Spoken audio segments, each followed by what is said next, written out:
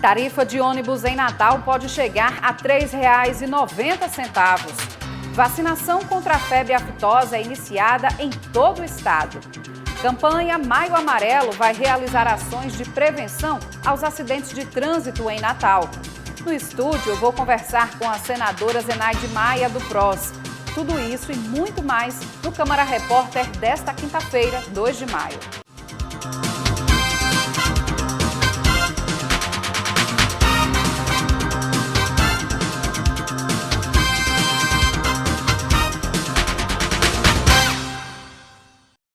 Olá!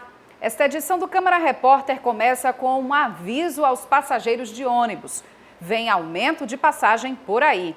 É que a STTU apresentou ao Conselho Municipal de Transporte a proposta de reajuste de 25 centavos na tarifa do transporte público.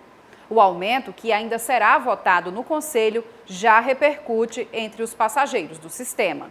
O natalense deve amargar um novo aumento nas tarifas de ônibus. A proposta já foi apresentada pelo município e deve elevar de R$ 3,65 para R$ 3,90 o valor da passagem, o que não agrada em nada à população. Aumenta sempre, mas não melhora nada, né? Eu acho um absurdo, né? Devido à qualidade do transporte público aqui na nossa cidade, não condiz com esse valor. Absurdo, porque os ônibus não tem melhoria nenhuma, né? Você passa horas e horas na parada e eles só fazem aumentar, então eu acho um absurdo, né? A proposta deve ser analisada pelo Conselho Municipal de Transportes e Mobilidade.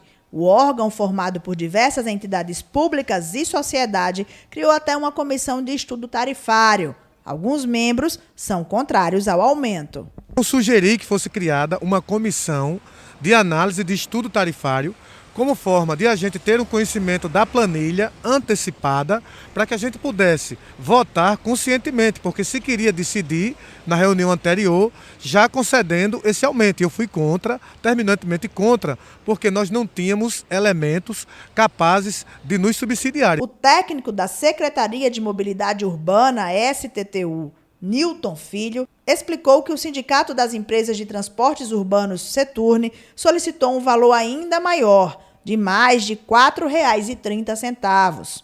No entanto, ao submeter a planilha de custos, que inclui gastos com óleo, pneu, reajustes salariais de motoristas e cobradores, a STTU chegou ao valor de R$ 3,90. Todos os insumos e componentes da tarifa, eles são analisados, observado as inflações que incidem sobre ele e recalculado a tarifa. Foi assim que a STTU chegou, com base nos dados oferecidos pelo Seturne e nas pesquisas que a STTU realiza. Essa planilha foi apresentada a uma comissão destacada do Conselho Municipal de Mobilidade e Transporte, agora vai ser apresentada ao pleno do Conselho e aí sim vai poder ser apreciada para depois seguir para a sanção do prefeito. Então, assim, eu não sei precisar a data, mas dentro de poucos dias isso deve estar sendo apresentado ao Conselho. O operador de loja, Raimundo Pedro, não concorda. Por dia, são 4 transportes e mais de 3 horas no trânsito, entre o conjunto Nova Natal, na Zona Norte, e o trabalho em cidade satélite. Os ônibus deixam muito a desejar, na opinião dele. Para R$ 3,90, tá um pouquinho salgado. Se houvesse pelo menos melhoria, eu ficava quieto, mas a melhoria de nada. A gente só falta sentir o chão nas pancadas, porque é ônibus sucateado, prometeram com ar-condicionado, não tem, questão de demora. A própria Secretaria de Mobilidade Urbana reconhece que o serviço oferecido deixa muito a desejar para o usuário e espera que esta realidade mude a partir da nova licitação dos transportes públicos. Essa situação deve melhorar com a licitação, que vai exigir uma idade mais nova, veículos mais novos, mais modernos, com ar-condicionado, motor traseiro, câmbio automático em algumas proporções. Então, isso é um cenário que a gente consegue vislumbrar com a licitação de transporte, que a Prefeitura tem toda a intenção de lançar até o meio do ano. Então, realmente a gente reconhece a deficiência do sistema, reconhece que o serviço prestado não é de boa qualidade, mas vislumbra uma possibilidade de melhora com a licitação. Nossa produção também entrou em contato com o Seturne para saber o posicionamento do sindicato a respeito da proposta apresentada pela STTU, mas até o fechamento desta edição não obtivemos retorno. Veja agora um resumo dos assuntos que movimentaram a sessão ordinária desta quinta-feira. O pequeno expediente da sessão ordinária desta quinta-feira foi aberto pelo vereador Luiz Almi, que falou sobre as condições das lagoas de captação da Zona Norte. Primeiro, as lagoas são feitas, elas estão pelo menos há 10 anos ultrapassadas.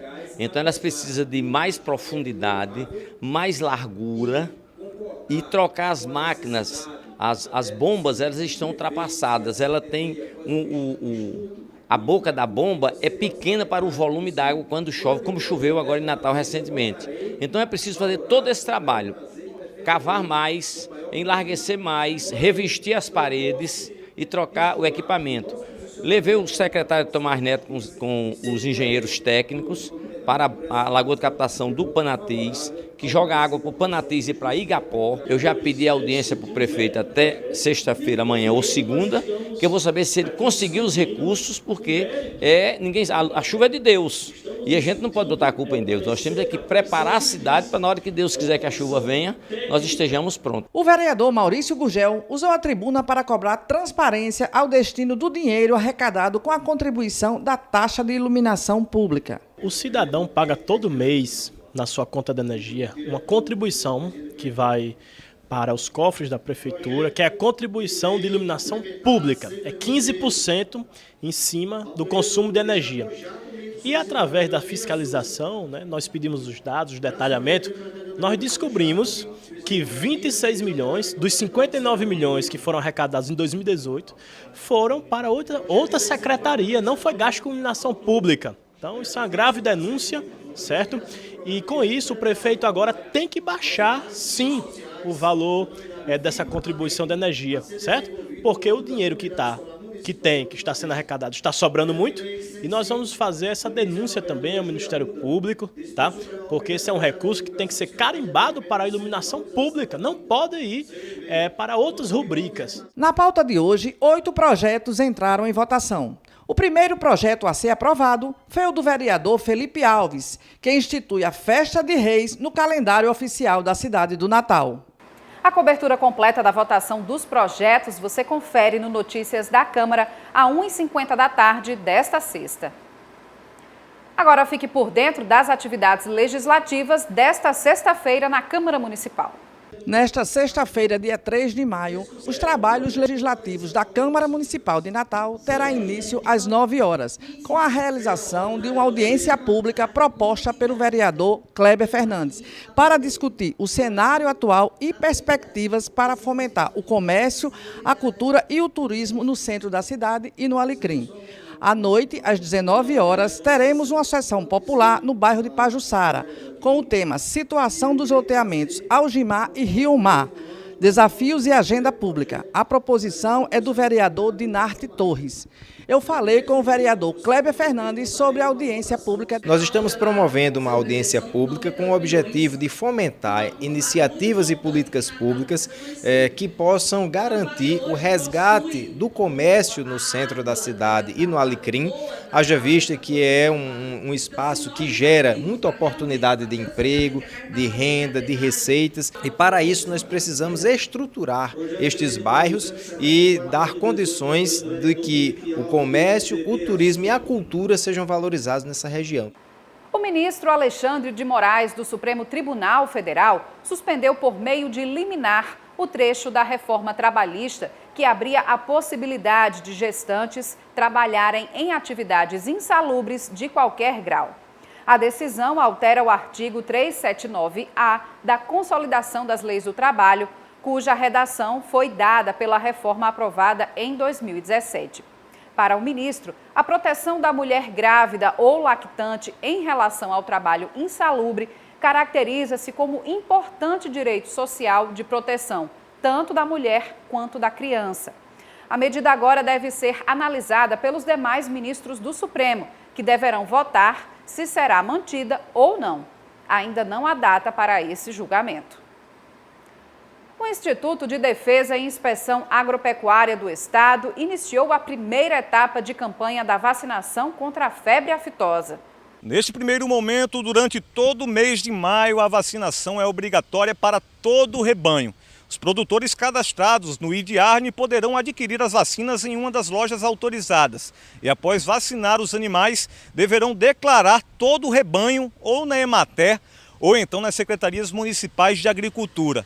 O Estado pretende manter o bom índice de vacinação contra a febre aftosa. No ano passado, cerca de 95% do rebanho de todo o Estado foi vacinado.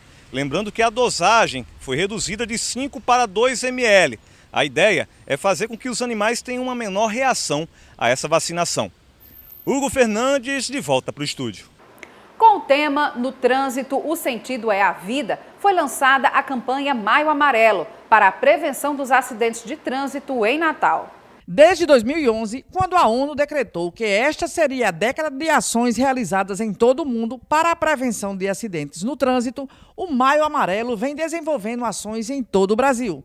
Em 8 anos de campanha, os números de acidentes de trânsito em Natal diminuíram consideravelmente. Hoje é inconcebível que o Brasil tem 47 mil mortes por ano e 400 mil sequelados, né? Então, Natal vem fazendo um trabalho há muito tempo e a gente fica feliz hoje em dizer que pelo menos já reduzimos 41% do número de óbitos em nossa cidade.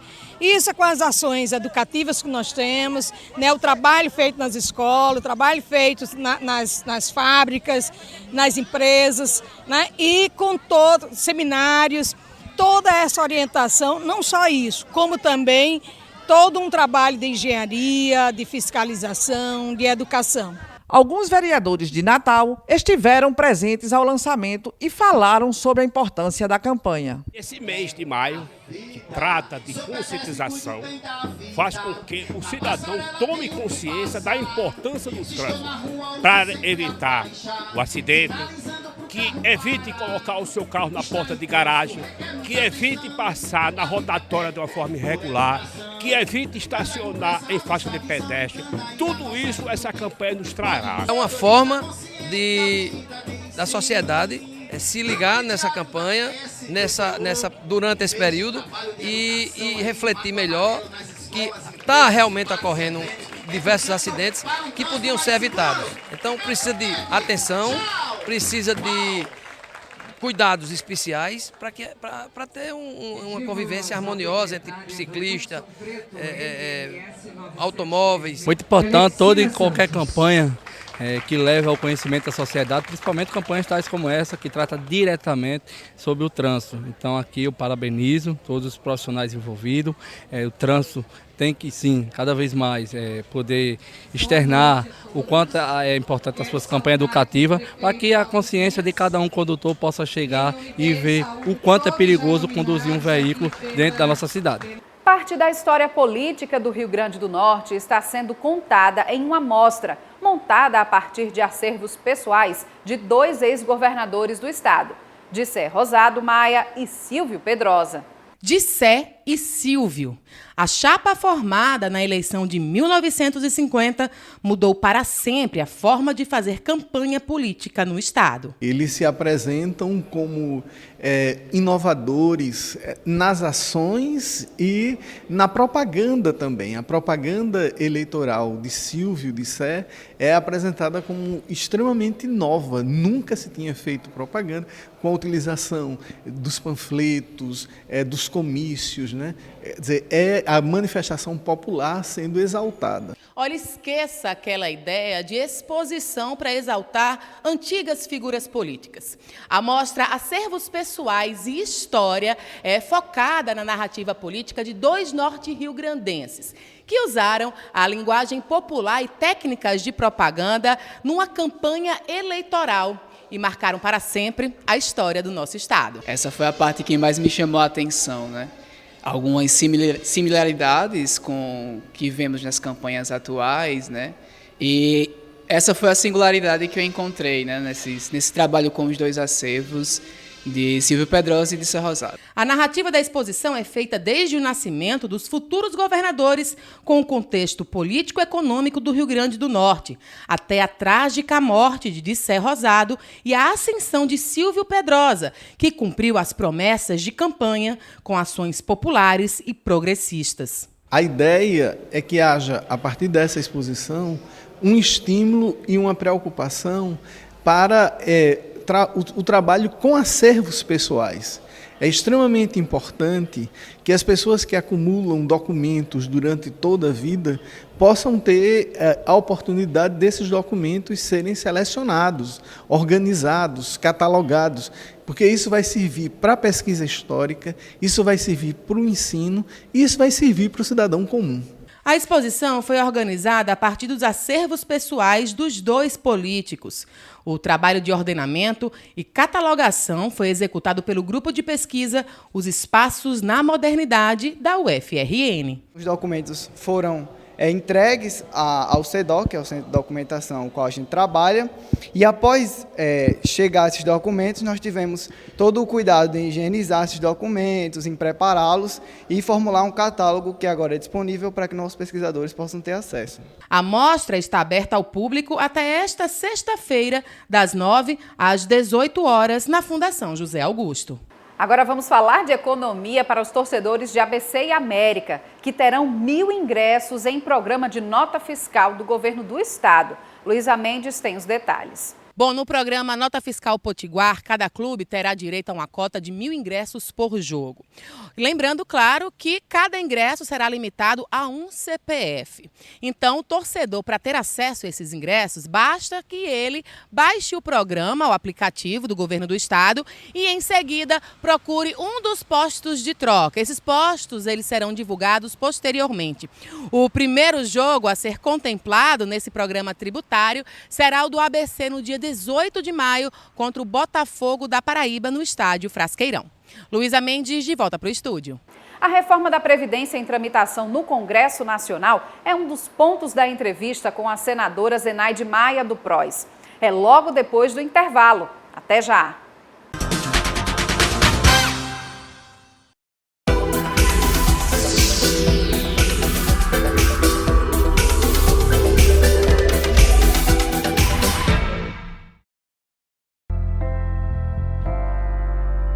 Espero voltar para minha casa. Você sonha em voltar para sua casa? Você acha que isso pode acontecer ainda? É uma realidade da vida, né? Nenhuma família vai querer um jovem que esteja num abrigo, que tenha vários perfis de adolescentes, de várias formas, várias vivências. Eu acho que é uma das coisas que eu mais sinto falta, que é da minha família.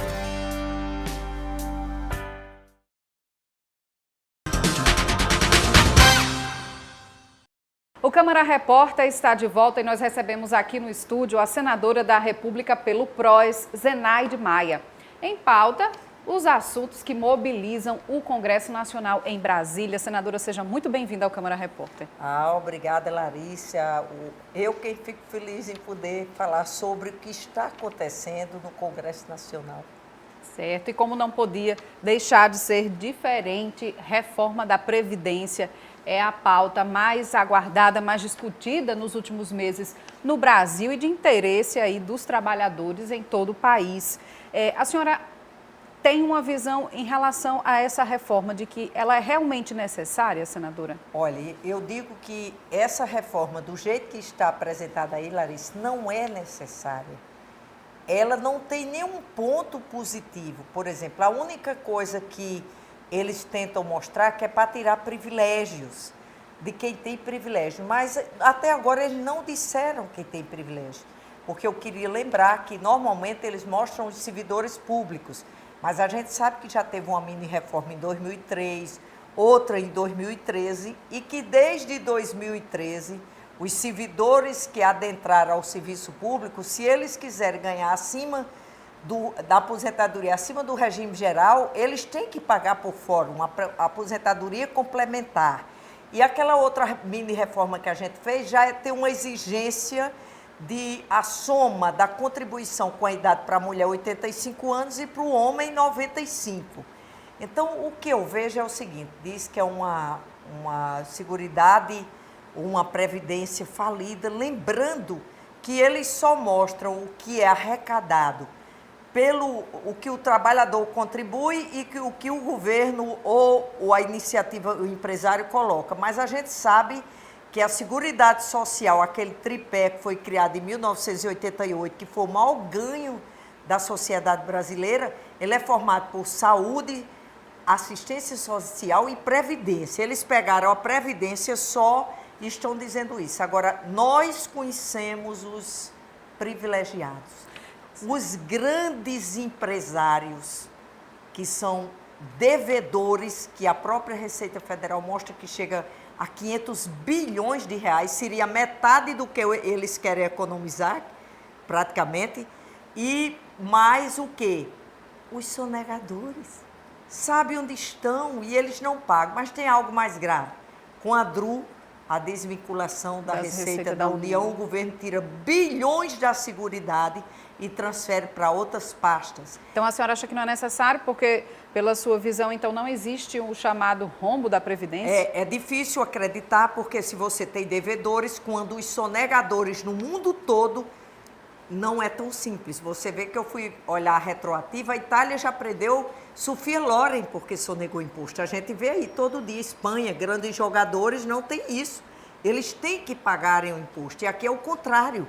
Você sonega o imposto e quando chega no final do ano, o governo faz uma medida provisória, faz um refis, fazendo uma renúncia fiscal de 95%. Mas o mais grave que eu vi, em dezembro de 2017, uma das medidas provisórias do governo federal, ou então o governo Temer, a 795, ela anistiou por 25 anos todos os impostos das petrolíferas. Exatamente. Shell, Exxon, aquela famosa MP Isso de $1 trilhão. Isso a senhora acha que facilita a venda, enfim, do capital brasileiro, das estruturas brasileiras para as multinacionais? Olha, claro, porque você imagine qual país no mundo, que eu achava até que isso é uma causa pétrea, que o Supremo iria vetar. Como é que você pode fazer renúncias fiscais de $1 trilhão em 25 anos por empresas que nem brasileiras são?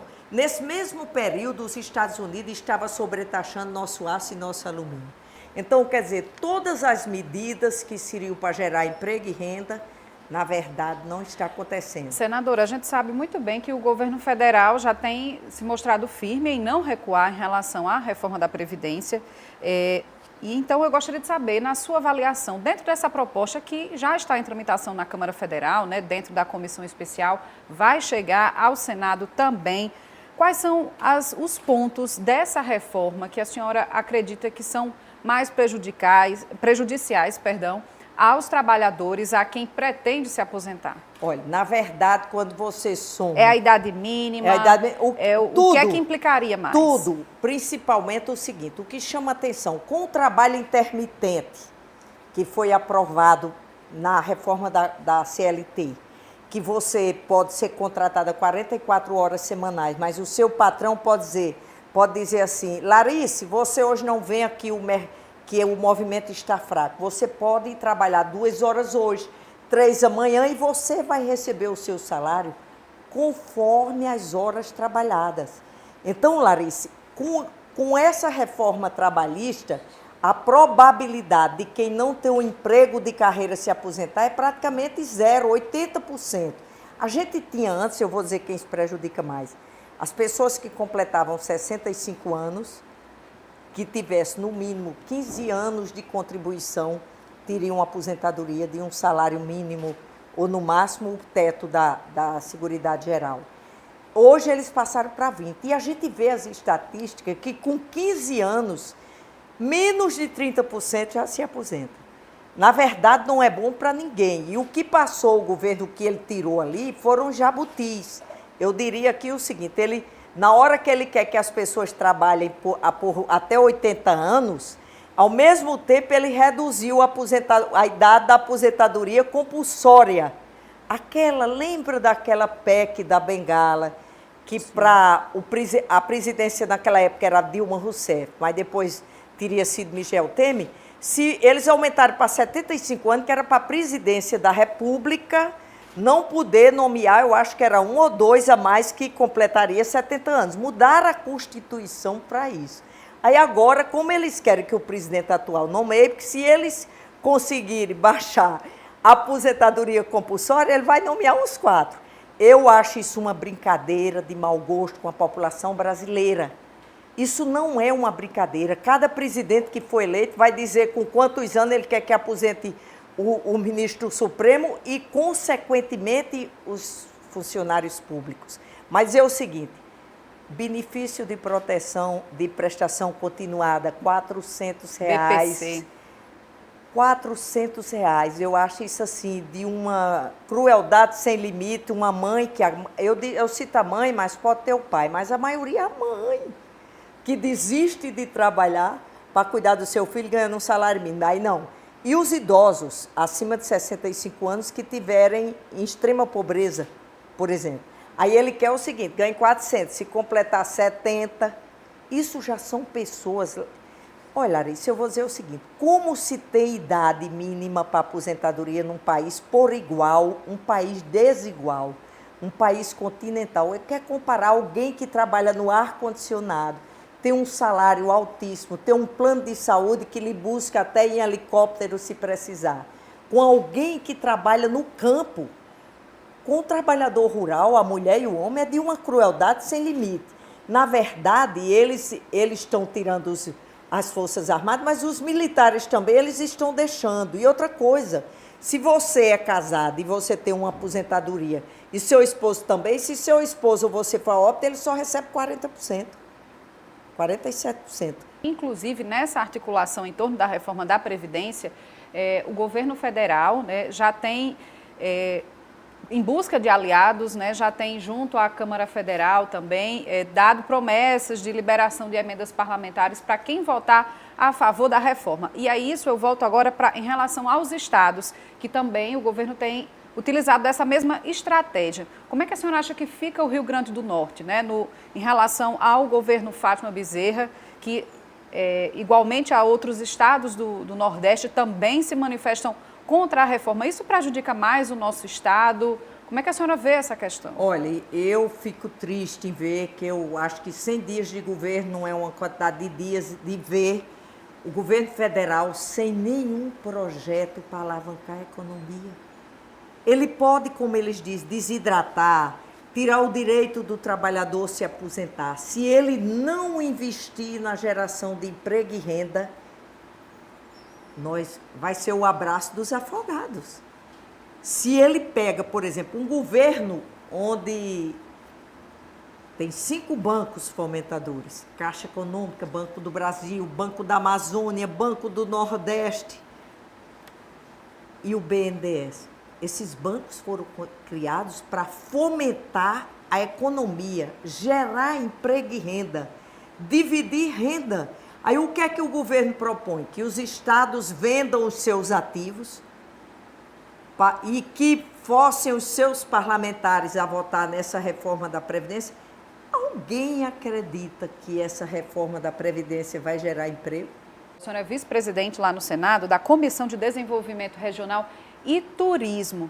Então, desse ponto de infraestrutura, a gente sabe que no fim do mês de março para início de abril, houve um corte de emendas parlamentares da bancada potiguar aqui para o estado, né, em várias áreas e especialmente aqui para Natal, houve um corte significativo para investimento no terminal turístico da Praia da Redinha. Qual foi o posicionamento da senhora? Né? Um recurso que saiu de 25 milhões de reais para 8 milhões de reais. Olha, na verdade, quem fez o contingenciamento ou o corte foi o governo federal. Ele retirou mais de 36 milhões do Rio Grande do Norte. Eu fui a favor do corte linear, porque, na verdade, não fomos nós, parlamentares, que cortamos. O ano passado, a gente botou e priorizou. Tudo era priorizado. Eu fui a favor do corte linear. Mas a destinação dessas emendas é quem ganha mais, é o maior número. Eu fui voto vencido. Eu achei que se o governo cortou 21 ponto alguma coisa da emenda como um todo, a gente tinha cortado de todos e não dividir. Mas eu fui voto vencido, isso foi polêmico, porque a gente sabe que tudo é imprescindível, entendeu? Mas eu fui a favor e fui voto vencido. Cortou 21%, cortaria 21% de todas as emendas que a gente tinha destinado, porque, na verdade, a responsabilidade era do governo Bolsonaro, que foi quem cortou essas emendas. E como fala em turismo, eu costumo dizer, a gente tem o quê? Praias maravilhosas, águas tépidas, pessoas educadas, solícitas, agradáveis, uma rede hoteleira, uma das maiores do Nordeste, mas sem investir na segurança pública, que eu queria até dizer aqui a vocês que eu tenho uma PEC, eu estou com a PEC, a 44, Projeto de Emenda à Constituição, que destina recursos para o SUSP, porque o governo federal criou o Sistema Único de Segurança Pública, a gente apoiou isso, mas até então ele não diz qual é a contrapartida dele. E a gente sabe que não desenvolve turismo, nenhuma área sem segurança pública. É uma das coisas, segurança hídrica, que a gente vive lutando lá, a bancada bota emenda para a barragem de Oiticica, que são os projetos anexos a ela, e o segurança pública. Então, essa minha PEC bota 1% a partir do ano que ela for liberada, está na Comissão de Constituição e Justiça, o relator é o senador veneziano aqui da Paraíba, 1,5%, 2 e 2,5%, porque o governo tem que investir. Se a gente já provou que os estados e municípios não conseguem controlar a criminalidade, é claro que o governo, a gente criou o SUSP, o Sistema Único, mas o governo tem que dar a contrapartida dele. Gente, Estado mínimo quer dizer o seguinte, salve-se quem puder. O Estado é quem é responsável por sua segurança, pela educação dos seus filhos e mais. Eles se elegeram como guardiões da moralidade e defesa da família. Gente, quem defende a família defende um teto para ela.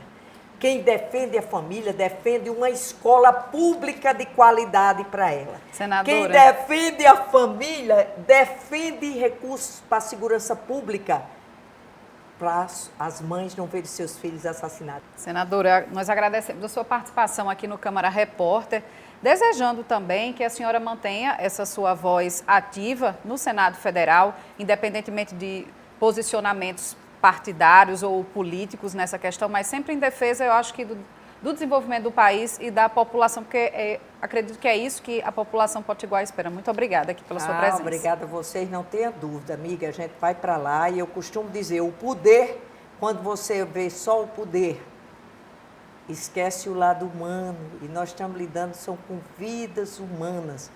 O Brasil acima de todos, o povo brasileiro acima de todos. E eu acho que essa questão política de não votar a favor de tanta barbaridade contra os mais carentes e vulneráveis desse país é uma obrigação de todos nós, independente de partido ou cor. Quisera que o governo tivesse uma proposta para mais de 80% da população, alavancando os empregos, dando cidadania para todos nós. Com certeza, Zenaide estaria lá apoiando. Muito obrigada mais uma vez. E a você de casa, obrigada pela companhia. O Câmara Repórter retorna nesta sexta-feira, às 8h30 da noite. Tchau.